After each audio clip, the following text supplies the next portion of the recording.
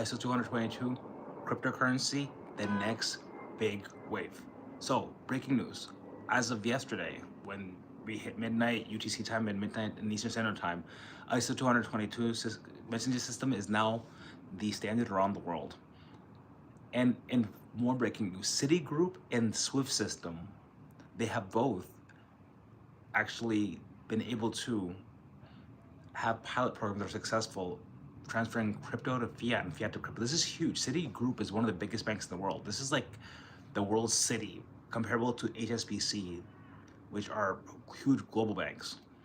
If they're setting the standard, the two biggest global banks in the world, outside of China, because China has a huge population, but I'm talking about like in the Western world, that means that we're going to see other banks following suit. And this brings me to my next point. In addition to this, crazy that CoinMarketCap now has ISO compliant cryptocurrency lists. ISO 222 ISO coins or something like that they're called on the website. You can go look at it yourself. So they have obviously like ones like Quant, Algorand on there. The ones that didn't make the cut, I'm sorry guys, ADA didn't make the cut. Sorry, Charles Hawkinson, love you, but you didn't make the cut. No ADA. Also, Casper didn't make the cut. You had a lot of people from the Casper gang. Oh yeah, we're definitely ISO compliant. And Ethereum and Bitcoin, you're not ISO compliant. Sorry guys. Now we have official confirmation of this. One thing I found interesting is that the top four are XRP, number one. This isn't in the list of total market cap in general. This is just like of the top four market cap for the specific subcategory of ISO 222 tokens. Number one is XRP. Number two is XLM. Number three is HBAR. Number four is ICP. So what I find interesting about each of these is obviously XRP. All of you know what XRP is about. This is what it's made for. It's made for bank-to-bank transfers. Japan has been using it for domestic transfers amongst its banks since January this year, 2025. In 2024, we talked about this split on this channel. Obviously, it was a long time ago.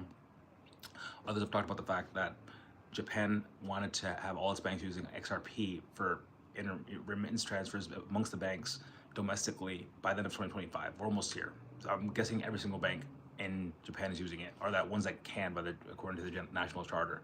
Who knows? Anyway, XRP trial tested. It's gonna happen. Ripple's gonna get its bank charter. I think that Ripple getting its bank charter actually coincides with this, right? It's not a coincidence that they're probably gonna get their bank charter at the beginning of January, and this ISO standard just passed. It's gonna help it a lot. So don't forget to subscribe, like, and share these videos. These are very important. And what's up? Hi, what are you doing? So XRP is number one. We already know, bank-to-bank transfers. Number two is XLM, which is interesting because XLM specifically is for peer-to-peer. I always looked at it as for more to peer-to-peer. Like XRP to me is like Bank of America wants to send, just an example, wants to send $2 billion to Bank of Tokyo in Japan. And then XLM is like, I want to send $20 to my mom or my dad in Panama, the Dominican Republic. However, hey, listen, I ain't gonna knock it. If it helps, it helps. The more the merrier. This is not a zero-sum game, as Brad Carlin likes to say. So number one, XRP. Number two, XLM. Number three, HBAR, which is an enterprise token, right? It's more for like the Tatas in India and the Tesla, the Microsoft, the Googles of the US. Hey, I don't know. I think it's really interesting that HBAR has this compliance. I'm sure that there's a play there. Maybe banks will want to send money to each other, using XRP XLM, and then these corporations will pay each other cross borders. Like Tesla, for example, in the US, based in the US, is going to pay Tata, or I don't know, some company in Africa, right? Vodafone Africa wants to pay Jason Huang's company in the US for chips, and they're going to pay using HBAR. Who knows? And then finally, ICP. That's the one that I find the most interesting because ICP has been getting a lot of news, been in the news a lot recently because for two things. Factor number one, it has the most amount of developer activity on the blockchain besides Chainlink. Number two is that it's a privacy token, right? It's also part of like the Moneros, the Zcashes of the world, with a lot of Bitcoin maxis like Arthur Hayes are saying, hey, listen, we're gonna start going to a Zcash because we want our privacy, right? Bitcoin is originally about privacy, but now everything's on the ledger, everybody can see everything. So I think that that's going to be a huge as well. And again, these are tokens that made it. Remember that the ADAs of the world didn't make it. And there are tokens that are working towards compliance, but you have to understand that this is a first mover advantage about this.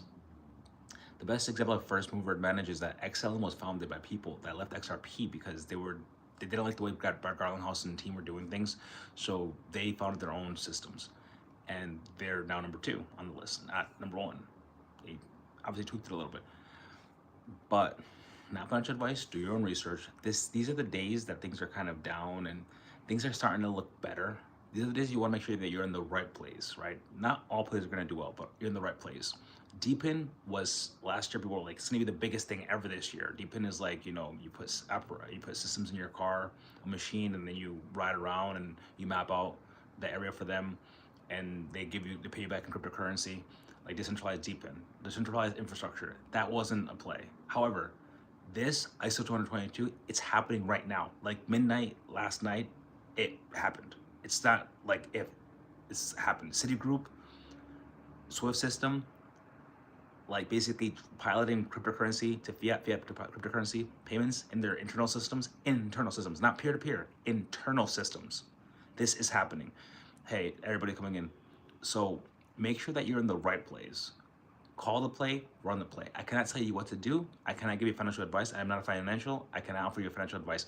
But always make sure that we're going from the world of speculation, in my opinion, to real-world use cases and representations of real-world assets. I'm seeing a girl right now, and I gave her this token box for these Quakey tokens, cards, like card set for like poker games and stuff like that. And on the box, it says Solana. It's tokenized.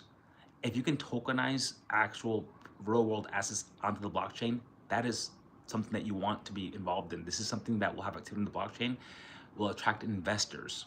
You attract investors from the VC world, private equity world, you attract retail. Money goes up, number goes up. With that being said, enjoy the rest of your Saturday, upwards and onwards.